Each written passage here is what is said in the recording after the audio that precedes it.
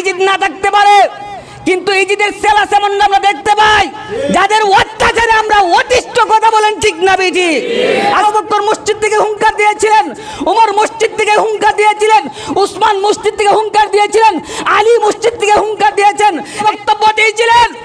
সেটা শরণার্থ লেখার প্রয়োজন। সেই দিন আমিরে মুআবিয়া বলেছিলেন আমরা মুসলমান ভাই মুসলমানের দ্বন্দ্ব থাকতে পারে, সেই জায়গার ভিতরে একজন লাল কুত্তার নাক গলাবের কোনো সাহস নাই। কথা বলেন ঠিক না বেটি? ওবাইদুল্লাহ ইবনে জিয়াদ এ হলো স্বৈরাচারী শাসক। কোনদিন কি বেরামাজির কাছে চ্যালেঞ্জার করবেন? আরে কথা বলেন করবেন? হকের পক্ষে করেছেন, বাতিলের সামনে কোনোদিন মাথা নত করেন নাই, বাতিলের সামনে কোনোদিন মাথা নত করেন নাই। ও যুবক, আপনারাও সোচ্চার হন, আমরাও নিয়ত করব বাতিলের সামনে মাথা নত করব না, মরবো তো বাঘের মতো হুঙ্কার দিয়ে মরবো। কথা বলেন ঠিক না বেটি? প্রতিটা মুসলিমের ঘরে ঘরে হুসাইনের নাম রাখে আর ইজিদের নাম মানুষের দিনে ভরে স্মরণ করে।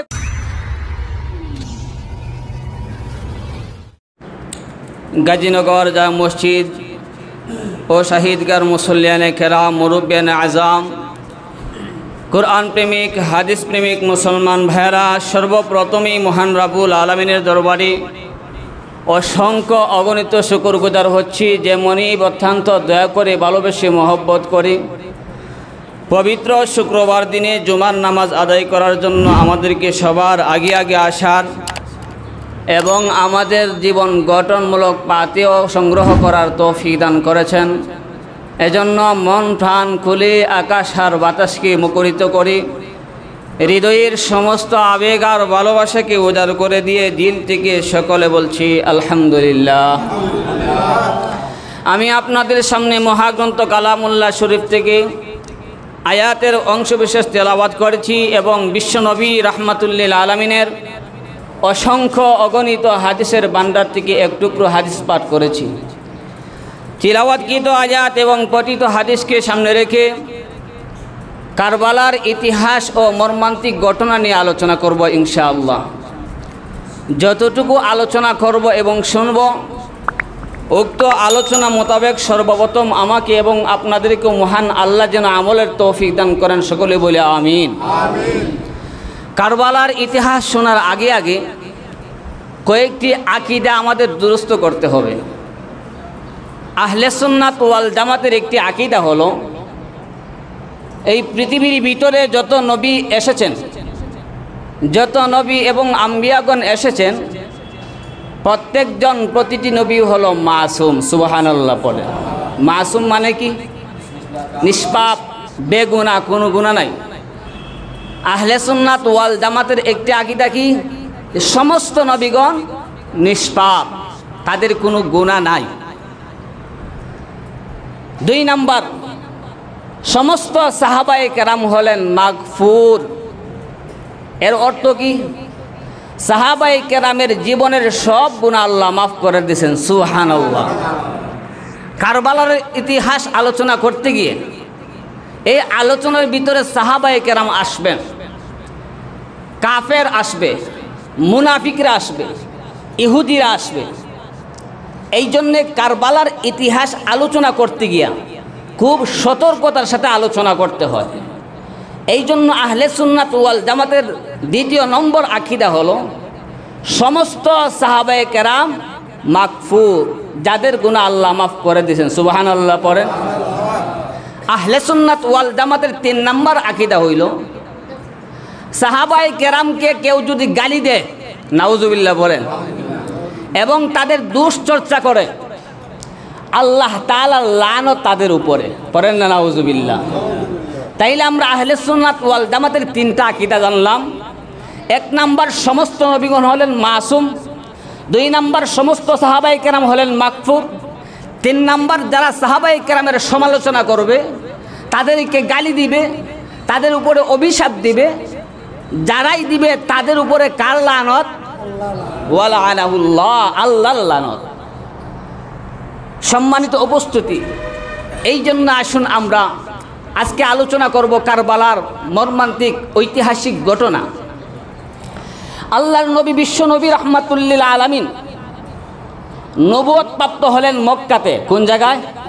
কথা বলতে হবে। নবুয়ত প্রাপ্ত হলেন মক্কাতে। মক্কার মধ্যে নবীজি ছিলেন ইমাম, আর নেতা ছিল আবু জেহেল। মক্কাতে নবী ছিলেন ইমাম, নেতা কে ছিল? আবু জেহেল। এই জন্যই মক্কাতে ইসলাম প্রচার করা সম্ভব হয় না। কেন? ইমাম একজন, নেতা আর একজন।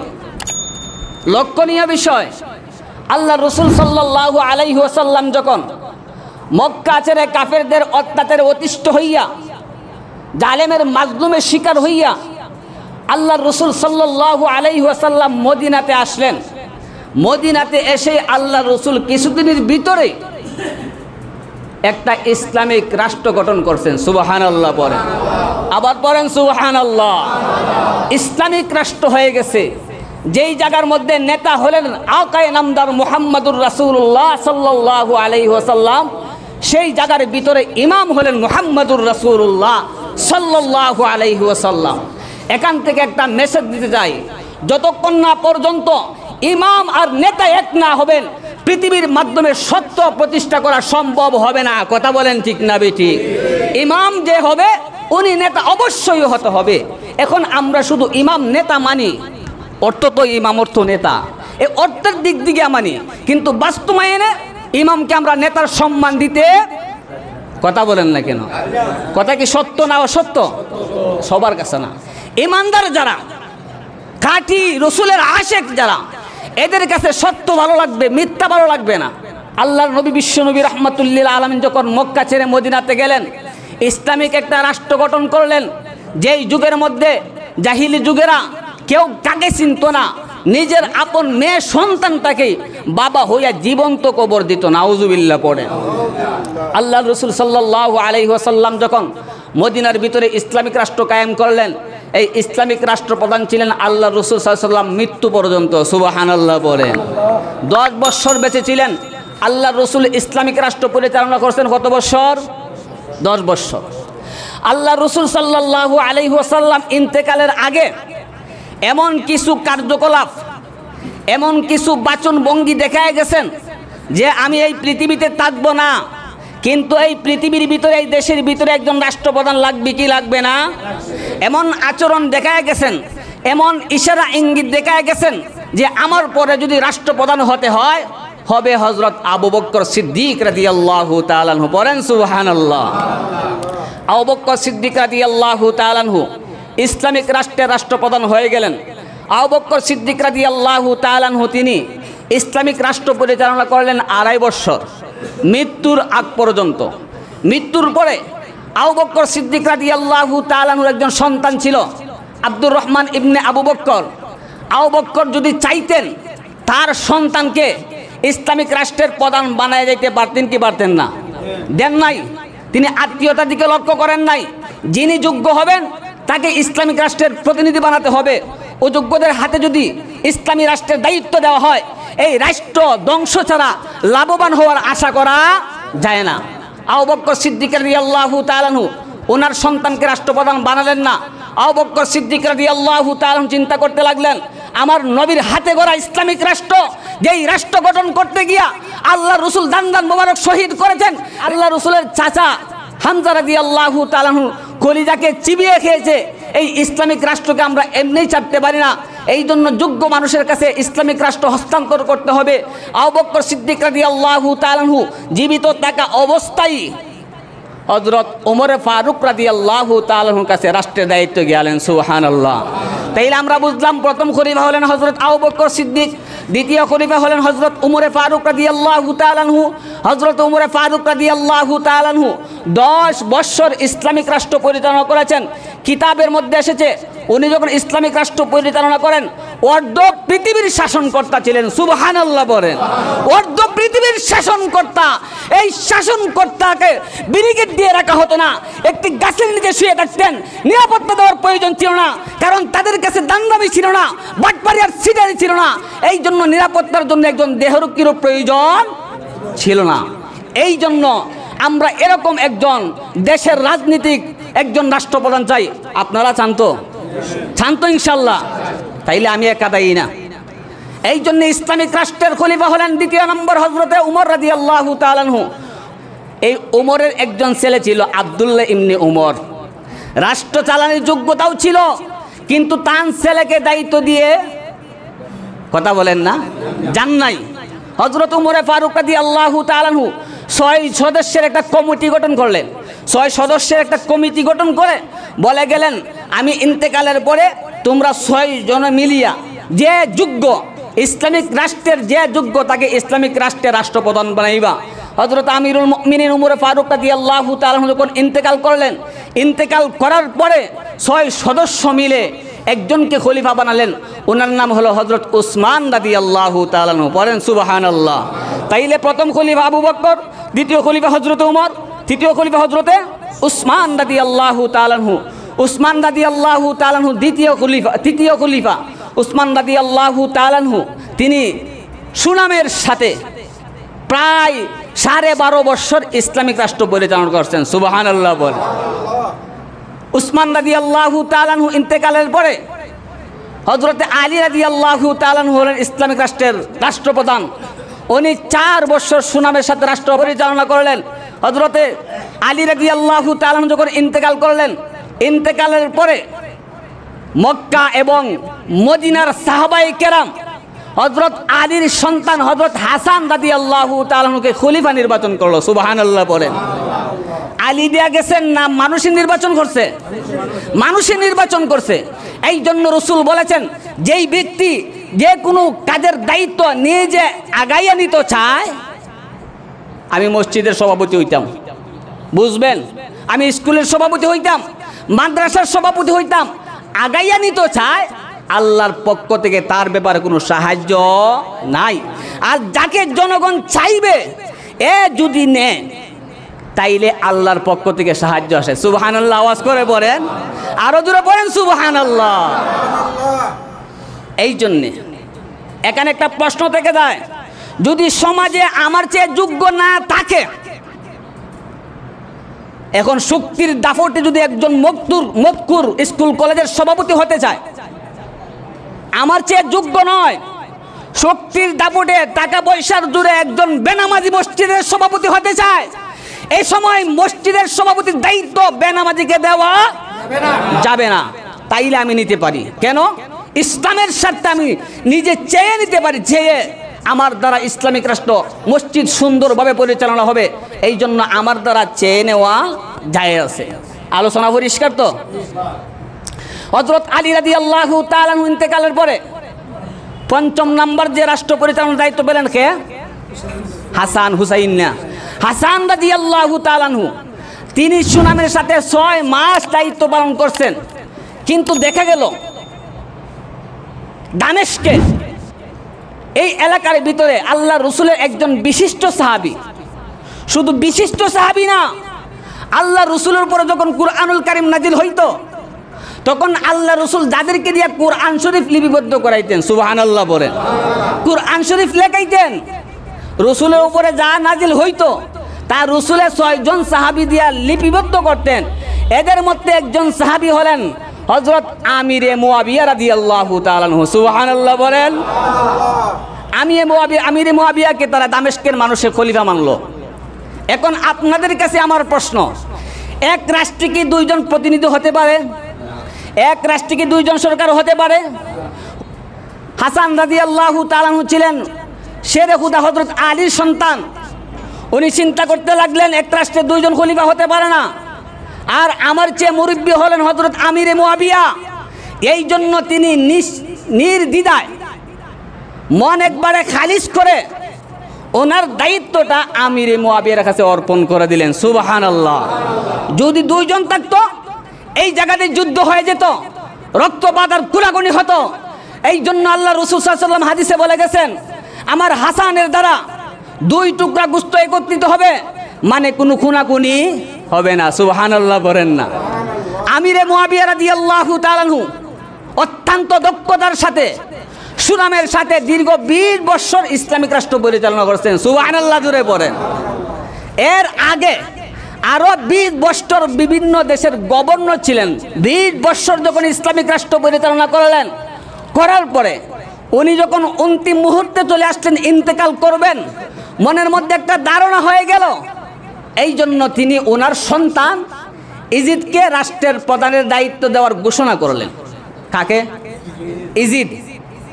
ইজিদ কেউর নাম আসেনি এলাকার ভিতরে, রাখেনি কেউ না। ইজিদ যদি কারো খারাপ আচরণে মানুষ অতিষ্ঠ হয়, এটা হইল ইজিদের বংশধর। কথা বলেন ঠিক না বেঠিক? আজকে আমরা ইজিদ না থাকতে পারে, কিন্তু ইজিদের সেলা সেমন আমরা দেখতে পাই, যাদের অত্যাচারে আমরা অতিষ্ঠ। কথা বলেন ঠিক না বেঠিক? আজকে আমরা মাজলুম, জালেমের জুলুমে আমরা অতিষ্ঠ। কথা বলেন ঠিক না বেঠিক? ইজিদ না থাকতে পারে, ইজিদের সেলা সেমনরা এখনো রয়েছে, যাদেরকে অতিরিক্ত ভাবে গুলি করে মারে এবং তাদের উপর অত্যাচার করে। কথা বলেন ঠিক না বেঠিক? অনেকে মনে মনে ভাবতে পারেন মসজিদে এত গরম আলোচনা করার দরকার নাই। মসজিদ থেকে ঈমান মজবুত করতে হবে, মসজিদ থেকে হুঙ্কার দিতে হবে। আল্লাহর রাসূলের সাহাবী আবু বকর মসজিদ থেকে হুঙ্কার দিয়েছিলেন, ওমর মসজিদ থেকে হুঙ্কার দিয়েছিলেন, উসমান মসজিদ থেকে হুঙ্কার দিয়েছিলেন, আলী মসজিদ থেকে হুঙ্কার দিয়েছেন। এই জন্যই যারা মসজিদ থেকে হুঙ্কার দিয়েছেন তাদের উপরে বিপদ আসছে। কথা বলেন ঠিক না বেঠিক? আল্লাহ বলেন আম হাসিবতুম আন তাদখুলুল জান্নাহ, তোমরা কেমন জান্নাতকে সস্তা মনে করছো? এমনিতেই নানার বাড়িতে দুধ দিয়ে ঢুকে দিবা। আম হাসিবতুম আন তাদখুলুল জান্নাহ ওয়াদাররা ওয়া যুলজিলু হাত্তা ইয়াকুলার রাসূল। সাহাবায়ে কেরামের উপরে এমন ভাবে জুলুম আর নির্যাতন করা হচ্ছে, যার কারণে সাহাবায়ে কেরাম বলেছিলেন মাতা রাসূলুল্লাহ, আল্লাহর সাহায্য কখন আসবে? আল্লাহর রাসূল সাল্লাল্লাহু আলাইহি সাল্লামকে আল্লাহ জানায় দিলেন, আলা ইন্না নাসরাল্লাহি কারীব, আলা ইন্না নাসরাল্লাহি কারীব, আল্লাহর সাহায্য আর নসরত অচিরেই আসবে। আমরাও বলতে চাই, আমরা ধৈর্য ধারণ হব না, ধৈর্য হারা হব না, ধৈর্যের পরিচয় দিব। আল্লাহর পক্ষ থেকে গায়বী নসরত আসার জন্য আমরা অপেক্ষমান। কথা বলেন ঠিক না বেটি? একজন এত ভালো মানের সাহাবী হইয়া একজন খারাপ লোককে কি দায়িত্ব দিবেন? কথা বলেন। বাবা জীবিত অবস্থায় খারাপ কাজে জড়িত হতে পারে নাই।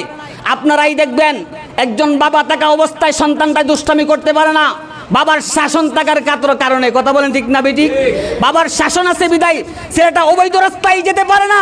বাবা যখন চলে যায়, সে তার অভিভাবকত্ব ছুটে যায়, সে কারো অধীনে না থাকার কারণে মদ জুয়ার মধ্যে জড়িত হয়। কথা বলেন ঠিক না বেটি?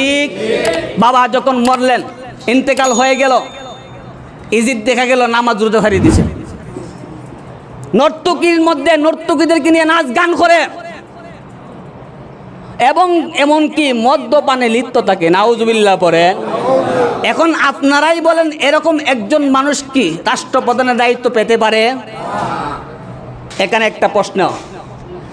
আপনি ঢাকা যাবেন, সিলেট চিটাগাং যাবেন, যান যেমনে পারেন এমনে যান, প্লেনে যান, গাড়িতে যান, রিক্সায় যাইতে বললে রিক্সায় যান, কোনো সমস্যা আছে? সমস্যা নাই। কিন্তু আপনি যেই বাহনের মধ্যে উঠবেন, সেই বাহন যদি হয় মদকুর, এই বাহনটা যদি অ্যাক্সিডেন্ট করে, শুধু ড্রাইভার মরবে না আপনিও মরবেন? তাইলে বোঝা গেল আমার যাওয়ার রাস্তা হইল জান্নাত, আর এই জান্নাতে যাওয়ার জগৎটা হইল একটা গাড়ি। এই গাড়ির ড্রাইভার যদি মাতাল হয় আর পাগল হয়, মদকুর হয়, জালেম হয়, এই জালেম যদি জাহান্নামে যায়, আপনি কোথায় যাবেন? জুড়ে বলেন। একটু লক্ষণীয় বিষয়, আপনি তো চাইলে পারতেন গাড়ির মধ্যে বসে সুবহানাল্লাহ সুবহানাল্লাহ সুবহানাল্লাহ, পারতেন না? আপনার তো আমল জারি, তো সুবহানাল্লাহ বললে কি গাড়ি অ্যাক্সিডেন্ট থেকে বাঁচতে দিবেন? দায়িত্ব হইল ড্রাইভার পাল্টাও, তোর মতামত করে প্রয়োজন নাই। একজন ড্রাইভারের চেয়ে আরেকজন ভিন্ন ড্রাইভার বসাও, নিরাপদে ঢাকা যাইবা। ঠিক তদ্রুপ ভাবে যারা জালেম, যারা একে অন্যের হক সঠিকভাবে আদায় করতে পারে না, এদের দ্বারা জান্নাতে যাওয়া সম্ভব। ইজিদ যখন এমনভাবে কার্যকলাপে লিপ্ত হয়ে গেল, দামেস্কের মানুষ ইজিদের হাতে বায়াত হতে লাগলো, বিভিন্ন এলাকার মানুষ বায়াত হলো। মক্কা মদিনা এই দুই এলাকার মানুষ ইজিদের কাছে বায়াত হতে নাচুক করে দিল।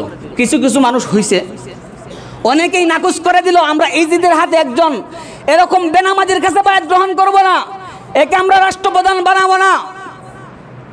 এইদিকে ইজিদ দামেস্ক থেকে একজন প্রতিনিধি পাঠাইল, বিশেষ করে হযরত হুসাইন রাদিয়াল্লাহু তাআলা আনহু এবং আব্দুল্লাহ ইবনে জুবায়ের, এরা হলো বড় মানের সাহাবী। আমিরে মুআবিয়া যখন ইন্তেকাল করেন, ইন্তেকালের আগেই বলে দিচ্ছেন যে সমাজের ভিতরে বিভিন্ন শ্রেণীর মানুষ থাকে, কেউ আছে সমাজের বড়, কেউ আছে ইলিমের বড়, এমনভাবে প্রত্যেক লাইনে কিছু বড় আছে না নাই? এই বড়দের সাথে খারাপ আচরণ করিও না, এর মানে ইঙ্গিত দিছেন আদরের দুলালি হযরত ফাতিমা তো জোহরার কলিজার টুকরা আল্লাহ রসুলের নাতি হুসাইনের সাথে খারাপ আচরণ। জুড়ে বলেন না কেন? হুসাইনের সাথে খারাপ আচরণ যাওয়ার পরেও মদিনার মধ্যে একজন দূত পাঠালো এবং মদিনার গভর্নরকে আদেশ জারি করলো যে হুসাইনকে বলো ইজিদের পক্ষে বায়াত গ্রহণ করার জন্যে, ইজিদকে সমর্থন দেওয়ার জন্যে, ইজিদকে ভোট দেওয়ার জন্যে। যখন এই খবর দিয়া পাঠাইল, জোর জবরদস্তি হইয়া হুসাইন রাদিয়াল্লাহু তাআলা আনহুকে রাত্রিবেলায় মসজিদের মধ্যে রাখলো। হুসাইন রাদিয়াল্লাহু তাআলা আনহু এবং আব্দুল্লাহ ইবনে জুবায়ের দুইজন যখন হাজির হয়ে গেলেন, এখন যদি তাদের হাতে বায়াত গ্রহণ না করেন বিপদের সম্মুখীন হতে হয় কি হয় না? কথা বলেন, হয়। কিন্তু একজন বেনামাজিকে তিনি তো সমর্থন করবেন না, এই জন্য কৌশল অবলম্বন করলেন। আব্দুল্লাহ ইবনে জুবায়ের বললেন, লুকিয়ে করব না, জনসমাবেশে সবার সামনে যদি করতে হয় সবার সামনেই করব। তারা ভাবছে তো মনে করবো, দিনের বেলা করলে তো আলা বালা, নেতা যখন এদিকে আই করবো প্রজারা তো এমনি আইব, টানে খান ধরলে তো মাথায়। নেতা যখন বায়াত গ্রহণ করবেন প্রজারা তো এমনি চলে আসবে, তারা খুব বালা। হুসাইন রাদিয়াল্লাহু তাআলা আনহুকে আর কোনো জবরদস্তি করা হলো না। রাত্রিবেলায় আব্দুল্লাহ ইবনে জুবায়ের তাদের অত্যাচারে অতিষ্ঠ হইয়া মদিনা থেকে হিজরত করে মক্কায় চলে গেলেন। কোথায় গেলেন? হুসাইন রাদিয়াল্লাহু তাআলা আনহু কিছুদিন পরে মক্কায় চলে গেলেন। এদিকে কুফা থেকে শত শত স্মৃতি বলা হয়েছে, ব্যাগ ভর্তি করে করে স্মৃতি হুসাইনের কাছে আসতে লাগলো। হুসাইন তুমি আসো, কুফাতে আসো। আমরা কুফার অনেক মানুষ এখনো ইজিদকে আমরা সমর্থন করি নাই, একে আমরা রাষ্ট্রপ্রধান মানব না। তুমি যদি আমাদের দেশে চলে আসো, কুফাতে আসো, আমরা তোমাকে রাষ্ট্রপ্রধান মানব এবং তোমার অধীনে আমরা পরিচালিত হব। এই খবরটা বালা না খারাপ? বালা না? বালা। উদ্দেশ্য বালা, মতলব খারাপ। আল্লাহু আকবার। হুসাইন রাদিয়াল্লাহু তাআলা আনহু এইভাবে চিঠি পান, তিনি মনে মনে একটা নিয়ত করলেন, যাওয়ার জন্য মনকে প্রস্তুত করতেছেন। কিন্তু মদিনার বিজ্ঞ বিজ্ঞ সাহাবায়ে কেরাম আব্দুল্লাহ ইবনে আব্বাস, আব্দুল্লাহ ইবনে উমর, আব্দুল্লাহ ইবনে জুবায়ের, এরকম প্রবীণ সাহাবায়ে কেরাম, এরা জানেন যে হাসানকে নিয়ে তারা কি গাদ্দারি করেছে এবং শেরেখুদা হযরত আলীকে নিয়ে তারা গাদ্দারি করেছে। অতএব তোমাকে নিয়ে গাদ্দারি করতে তারা একটু দ্বিধা করবে না। কিন্তু এই চিঠি যখন আসতেছে, বড় বড় ব্যক্তিবর্গের কাছ থেকে চিঠি আসতেছে, যাওয়ার মধ্যে নিয়ত করলেন। আব্দুল্লাহ ইবনে উমর তারা বললেন যে আপনি যায়েন না, এই সফরের মধ্যে আমি রক্তের ঘ্রাণ পাচ্ছি। আল্লাহু আকবার পড়বেন না? তারা বিজ্ঞ বিজ্ঞ সাহাবী। তারপরেও হযরত হুসাইন রাদিয়াল্লাহু তাআলা আনহু ওনার চাচাতো ভাই মুসলিম ইবনে আকিলকে পাঠালেন, যাও, কুফার অবস্থা যদি ভালো হয়, কুফার পরিস্থিতি যদি ভালো হয় তাইলে আমি যাব, আর যদি দেখো অনুপযোগী, যাওয়ার কোনো উপযুক্ত নাই, আমার সাথে তারা গাদ্দারি করবে, মুনাফিকি করবে, আমি যাব না। মুসলিম ইবনে আকিল যখন কুফাতে চলে গেলেন, উরওয়া বিন হানির ঘরে মেহমান হলেন, ওনার বাড়িতে থাকলেন। কুফার জনগণ দলে দলে আসতে লাগলো। পরিবেশটা ভালো না খারাপ? কুফার জনগণ দলে দলে আসতে লাগলো। দলে দলে আইসা ক্লান্ত না, তারা মুসলিম ইবনে আকিলের হাত ধরে হুসাইনের পক্ষে এক বৈঠকে 12,000 সমর্থন করছে। সুবহানাল্লাহ পরে কত হাজার? তাইলে পরিবেশটা ভালো না খারাপ? এমনকি তারাই সান্ত্বনা দিছে, জোহরের নামাজে এত সংখ্যক মানুষ, আসরে দ্বিগুণ হবে, মাগরিবের চেয়ে আরো বেশি হবে, এশাতে আরো বেশি হবে। উদ্দেশ্য মতলব কিন্তু আর খারাপ। মুসলিম ইবনে আকিলকে বললো তারা, যারা প্রতিনিধি, চিঠি পাঠান, তাড়াতাড়ি চিঠি পাঠান।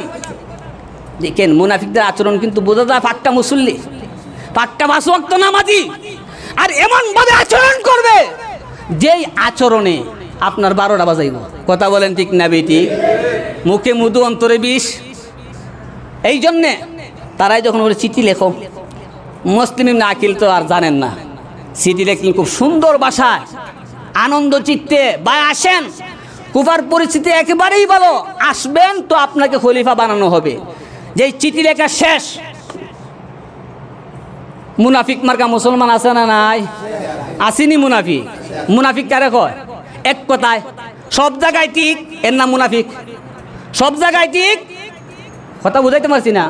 গান হইতেছে ঠিক আছে করো, ওয়াজ হইতেছে ঠিক আছে করো, মানে সত্যকে সত্য বলতে পারে না, মিথ্যাকে মিথ্যা বলতে পারে না, এটাই হলো মুনাফিক। এর নাম কি? আরে ঠিকের আওয়াজ জোরে দেন না। মুনাফিক কইলে কষ্ট লাগে? কষ্ট তো লাগবো, আমার জাতি ভাই, আমার মুসলমান ভাই মুনাফিক, কষ্ট লাগবো না? কষ্ট লাগার কথাই। কিন্তু আমরা চাই মুসলমান হলে খাঁটি মুসলমান হব। আর মুনাফিক যদি হয়, মুনাফিকের স্থান কোন জায়গায় জানেন? ইন্নাল মুনাফিকিনা ফিদ-দারকিল আসফালি মিনান নার। কাফের, মুশরিক, ইহুদি, নাসারা, বৌদ্ধ সব জায়গার চেয়ে যে নিম্ন স্তরের জাহান্নামে হবে, সেই জায়গার মধ্যে মুনাফিক মার্কা মুসলমান যাবে। কথা বলেন ঠিক না বেঠিক? আল্লাহু আকবার।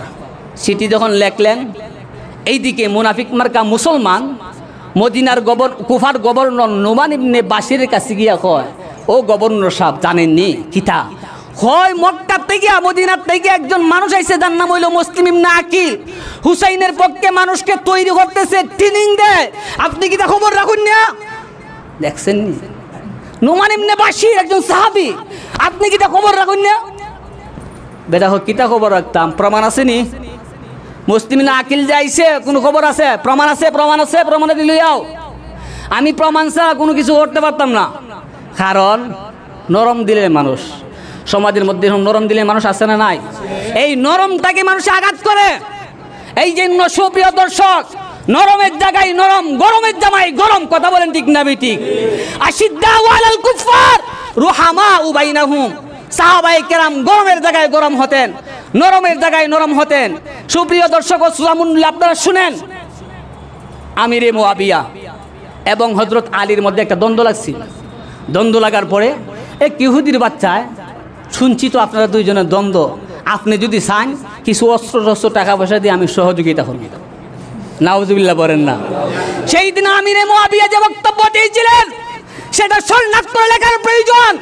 সেই দিন আমিরে মুআবিয়া বলেছিলেন, আমরা মুসলমান ভাই মুসলমানের দ্বন্দ্ব থাকতে পারে, সেই জায়গার ভিতরে একজন লাল কুত্তার নাক গলাবের কোনো সাহস নাই। কথা বলেন ঠিক না বেঠিক? মুসলমানের কিছু দ্বন্দ্ব আসতেই পারে।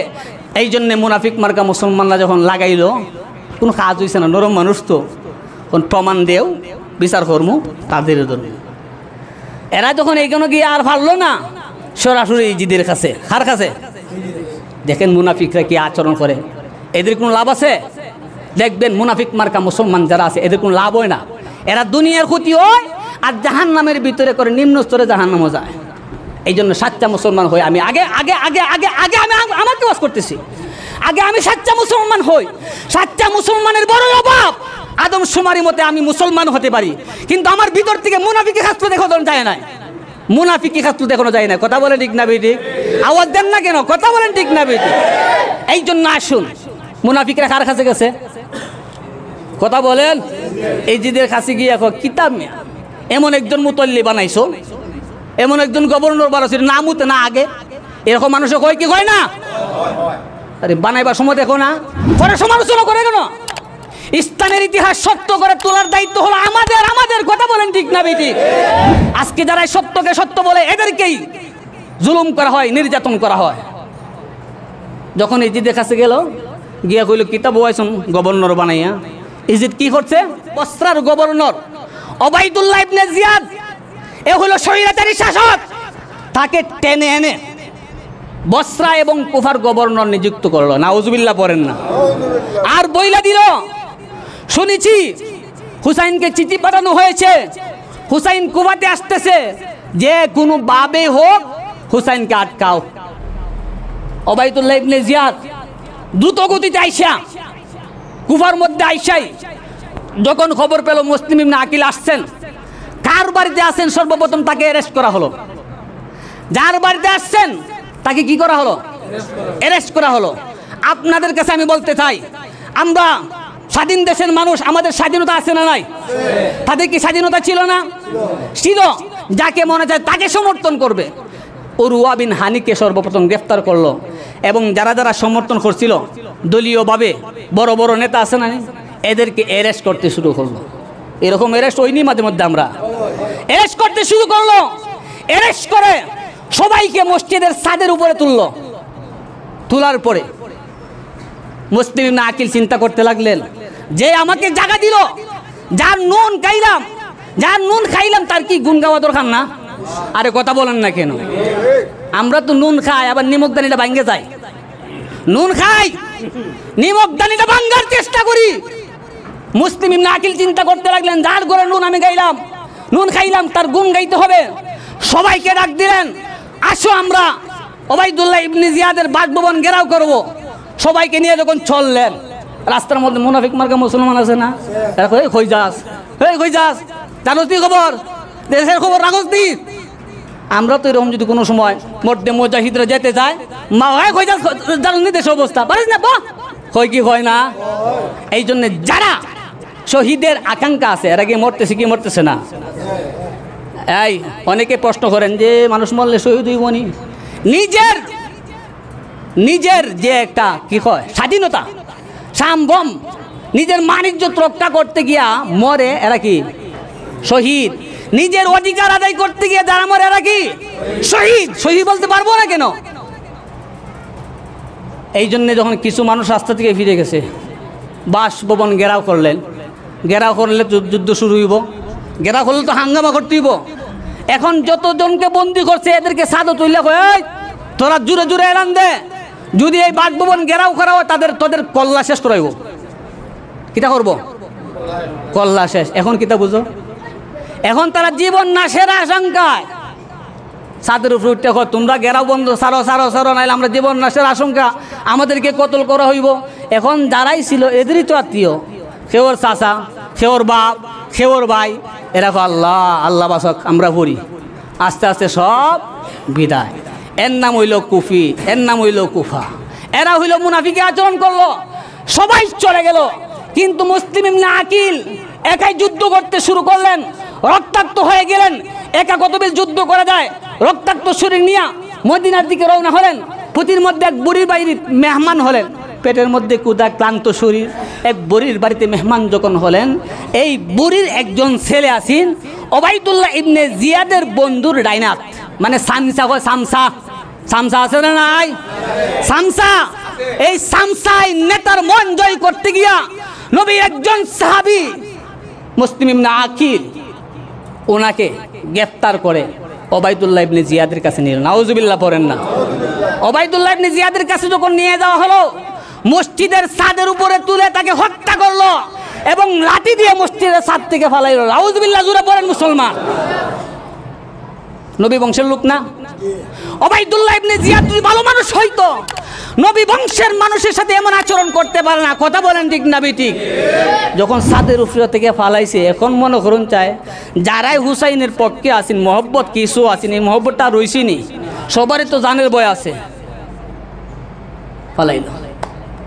এইদিকে মুসলিম ইবনে আকিল যখন মারা গেলেন, ইজিদ বড় ধরনের পুরস্কার ফাটাইলো কার লাগি? ওবাইদুল্লাহ ইবনে জিয়াদের লাগি। বালা কাজ করছো। নাউজুবিল্লাহ পড়েন না। সেই দিন যদি ইজিদ বলতো, হায় কি করলে, নবী বংশের লোককে তুই এভাবে কতল করলে, তারপরে আর কিন্তু ওবাইদুল্লাহ ইবনে জিয়াদ সামনের দিকে আগাইতে পারতো না। কথা বলেন ঠিক না ঠিক? তাইলে বোঝা গেল মুসলিম ইবনে আকিল শহীদ হওয়ার কারণে পিছনে রয়েছে। ওবাইদুল্লাহ ইবনে জিয়াদ হইল 2 নম্বর, আর 1 নম্বর হইল ইজিদ। কথা বলেন ঠিক না ঠিক? যখন শহীদ করা হলো, এইদিকে মুসলিম ইবনে আকিল যখন শহীদ হয়ে গেলেন, হুসাইন রাদিয়াল্লাহু তাআলা চিঠি পাইয়া, সময় একবারে শর্ট, আর কয়েক মিনিটের ভিতরে আমরা কাহিনীটা বইলে শেষ দিলাইমু। হুসাইন রাদিয়াল্লাহু তাআলা চিঠি পাইয়া যখন কারবালার প্রান্তরে আসলেন, তিনি চিন্তা করতে লাগলেন পানির প্রয়োজন। ফুরাত নদীর তীরে একটা তাবু গাড়লেন। তাবু গাড়ার সময় হঠাৎ খুঁড়ে দেখেন ওবাইদুল্লাহ ইবনে জিয়াদ নবীজির একজন সাহাবীর ছেলে, উমর ইবনে সাদ, নামটা কি হুসি? উমর ইবনে সাদ ইবনে আবি ওয়াক্কাস রাদিয়াল্লাহু তাআলা আনহু, যিনি জান্নাতের সার্টিফিকেট প্রাপ্ত সাহাবীর ছেলে, উনাকে বললেন, যাও 5000 সেনা নিয়া হুসাইনকে তোমরা গ্রেফতার করো, সামনে আগাইতে না পারে। যখন তিনি তীর নিক্ষেপ করবেন, যুদ্ধ করবেন, এ সময় হুসাইন রাদিয়াল্লাহু তাআলা হুঙ্কার দিছিলেন, কাঁদছিলেন আর বলছিলেন, হে উমর ইবনে সাদ, শুনে রাখো তোমার বাবাই কিন্তু আমার নানার জুতা ঠিক করিয়াই জান্নাতের সার্টিফিকেট পেয়েছে, সুসংবাদ পেয়েছে। তুমি আমার বিরুদ্ধে অস্ত্র তাক করতে পারো না। সে সেই দিন কাঁদছিল, কাঁদার পরে অস্ত্র ছেড়ে দিছে। ওই চাকরি থাকতে থাক, না থাকলে না থাক, তারপরেও নবীর বংশের উপরে অস্ত্র তাক করতে পারি না।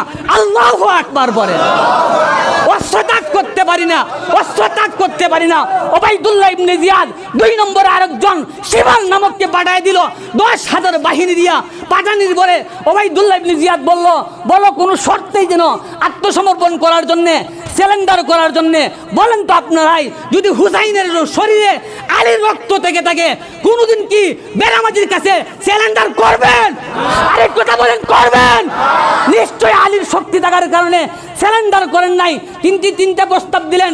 এক, আমাকে মদিনার বাইরে যেতে দাও, সীমান্ত এলাকায় আমি যুদ্ধ করব, না হয় মদিনাতে ফিরে যেতে দাও, না হয় আমাকে ইজিদের কাছে সরাসরি যেতে দাও, আমি ইজিদের কাছে কিছু কথাবার্তা বলবো, যদি কথাবার্তায় বলে আমি সন্তুষ্ট হই তাইলে তার কাছে বায়াত গ্রহণ করব। প্রস্তাবগুলো ভালো না? তারা বললো কোনো শর্ত নাই, সিলিন্ডার করেন। তিনি বলেন, আমি হইলাম আলীর ছেলে, সিলিন্ডার করতে জানে? আরে কথা বলেন, সিলিন্ডার করতে জানে না। তিনি সিংহ পুরুষের মতো হুঙ্কার দিলেন। যুদ্ধ শুরু হয়ে গেল। আল্লাহ রাসূল সাল্লাল্লাহু আলাইহি ওয়াসাল্লাম আদরের নাতি এক পর্যায়ে শহীদ হয়ে গেলেন। মাথাটাকে একটা ঘাটির মধ্যে ধরে এইভাবে কুফার মধ্যে সবার সামনে নিয়ে যায়। এখন তো বলেন, কেউ যদি হুসাইনের ভক্ত থেকেও তাকে কথা বলবে, বললেই তো বিপদ, বললেই সব কথা বলা যায় না, বললেই বিপদ। যখন মাথাটাকে নিয়ে এই যে ওবাইদুল্লাহ ইবনে জিয়াদের সামনে রাখা হইল, ওবাইদুল্লাহ ইবনে জিয়াদ দাঁড়ালো তরবারি দিয়া, হুসাইনের টুটের মধ্যে আঘাত করে, বুকের মধ্যে আঘাত করে, আর বলে, হুসাইন, চুলের মধ্যে খেতাব লাগানো ছিল যে বৃদ্ধ বয়সে নাকি তোমার জোয়ান হতে মনে চায়। এইভাবে যখন কটাক্ষমূলক কথা বলে, সেই মজলিসের একজন সাহাবী ছিলেন আনাস রাদিয়াল্লাহু তাআলা, 10 বছরের খাদম, তিনি আর সহ্য করতে পারলেন না। বললেন, ওবাইদুল্লাহ ইবনে জিয়াদ, যতটুকু করেছো অতটুকু বেশি করেছো। আমি জানি, আমি দিজ্জুকে দেখেছি হুসাইনের টুকে মুড়ে আল্লাহ রসুল চুমুকাইতেন, সুবহানাল্লাহ পড়েন। হুসাইনের লাশটাকে, মাথাটাকে পাঠায় দিল এবং পরিবারকে পাঠায় দিল। বলা হয়েছে এখানে কোনো কিতাবের মধ্যে লেখছে দামেস্কেই ওনাকে এজিদের শাসন ক্ষমতা যখন শেষ হয়েছে দাফন করা হয়েছে। সম্মানিত শ্রোতা মনে জেনে রাখুন, এজিদের রাজত্ব কিন্তু দীর্ঘায়ু হয় নাই। এমনকি ইতিহাসে লেখছে এদের বংশ থেকে এখনো রাজত্ব কেউ পায়ও নাই। আলহামদুলিল্লাহ পড়েন না? কামা তুদানু তাদিনু তুদান, যেমন কর্ম তেমন ফল। জৈসা করনে এইসা বর্ণে না মানে তো করকে দেখ, জৈসা করনে এইসা বর্ণে না মানে তো করকে দেখ, জান্নাত বিহি হায় জাহান্নাম বিহি হায় না মানে তো মোরকে দেখ। কোনো কিতাবে লাগছে হুসাইনের মাথাটাকে নিয়ে আল্লাহ রসুলের যে কলিজার টুকরা ফাতেমা, হুসাইনের আম্মা, সেই জায়গার মধ্যেই দাফন করা হয়েছে। আমরা এতটুকু আলোচনা বুঝলাম। হুসাইন রাদিয়াল্লাহু তাআলা আনহু যুদ্ধ করেছেন তো কিসের জন্য করেছেন? হকের পক্ষে করেছেন। বাতিলের সামনে কোনোদিন মাথা নত করেন নাই, বাতিলের সামনে কোনোদিন মাথা নত করেন নাই। ও যুবক, আপনারাও সুচ্চার হন, আমরাও নিয়ত করব বাতিলের সামনে মাথা নত করব না, মরব তো বাঘের মতো হুঙ্কার দিয়ে মরব। কথা বলেন ঠিক না বেটি? এখানে লক্ষণীয় বিষয় হইল হুসাইন পরাজয় বরণ হচ্ছে, তাই না? আর এই যে জয়লাভ করছে, আমরা মনে করি ইজিদ জয়লাভ করে নাই, হুসাইন জয়লাভ করেছে। যার উদাহরণ হইল প্রতিটা মুসলিমের ঘরে ঘরে হুসাইনের নাম রাখে, আর ইজিদের নাম মানুষের দিনে ভরে স্মরণ করে। কথা বলেন ঠিক না বেঠিক? যতটুকু আলোচনা করেছি, আল্লাহ তাআলা যেন আমাদের প্রত্যেকে জিহাদের তামান্না নিয়ে এই পৃথিবী থেকে মরার তৌফিক দান করেন, আমিন।